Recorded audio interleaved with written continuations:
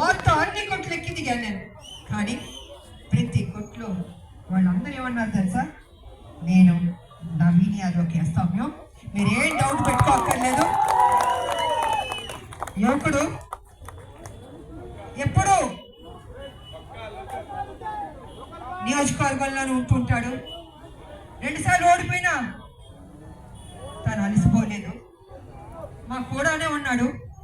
ఏ కార్యక్రమం అయినా, పెళ్ళిళ్ళైనా, ఏ ఫంక్షన్స్కి అయినా వస్తుంటాడు అని నేను చాలా విన్నాను నేను. అవునా కాదా? మరి మీ మధ్య నుండే బిడ్డ, బీసీ బిడ్డ, ఆ బిడ్డని గెలిపించుకుంటే ఇప్పుడు మన ప్రభుత్వం ఉంది, మన ప్రభుత్వం కాంగ్రెస్ ప్రభుత్వం ఉంది. మీకు ఏ పనులు కావాలంటే చేసుకోవచ్చు కదా, చేసుకోవచ్చు కదా. నేను ఎందుకు అంటున్నానంటే ఆవేశంతో కాదు, ఆలోచన ముఖ్యం. ఇప్పుడు 10 సంవత్సరాలు కేసీఆర్ ఏం చేశాడో, ఏ రకంగా దోపిడీ చేశాడో అందరికీ తెలుసు. ఏం చేశాడు?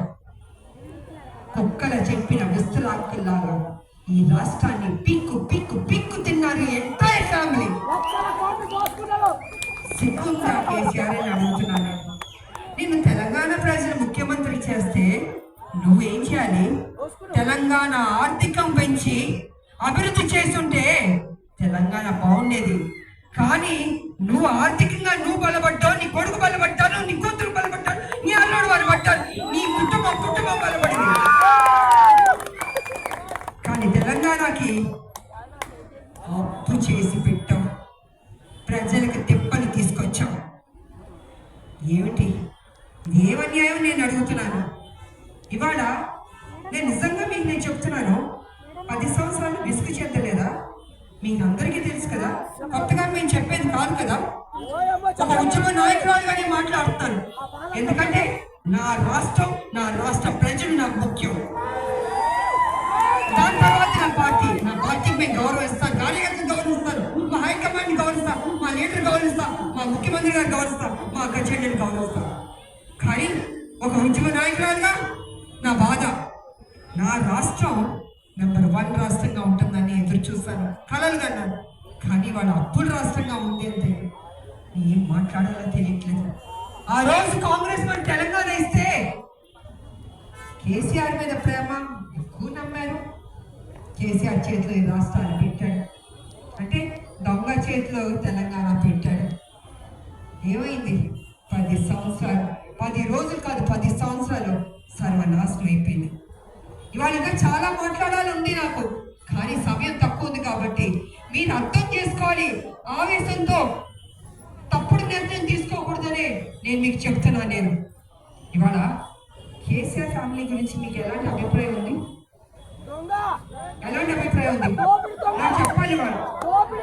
ఎందుకంటే ఉద్యమ నాయకులుగా ప్రజలకి నాకు ఇది ఒక డిస్కషన్స్ అని నేను చెప్తున్నాను.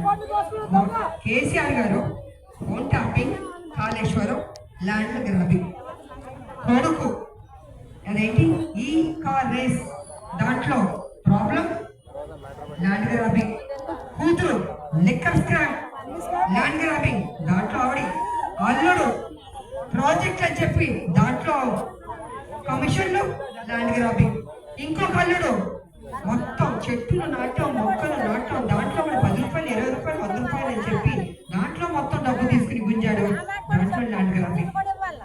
ఈ నలుగురిని ఏమనాలి? బరి తెగించిన కుటుంబం అనాలి, బరి తెగించిన కుటుంబం. మీరు తెలంగాణకి అభివృద్ధి చేయడానికి వచ్చారా? దోచుకోవడానికి వచ్చారు అంటే దోచుకోవడానికి వచ్చారు. మరి ఇంత దోచుకున్న కుటుంబాన్ని ఇవాళ సిగ్గు లేకుండా కేసీఆర్ కొడుకు మా ఓటు వేయండి, ఏమో పెట్టుకుని అడుగుతారే, అవి ఓటు వేయండి. ఇంకా నయం మిమ్మల్ని కొట్టలేదు,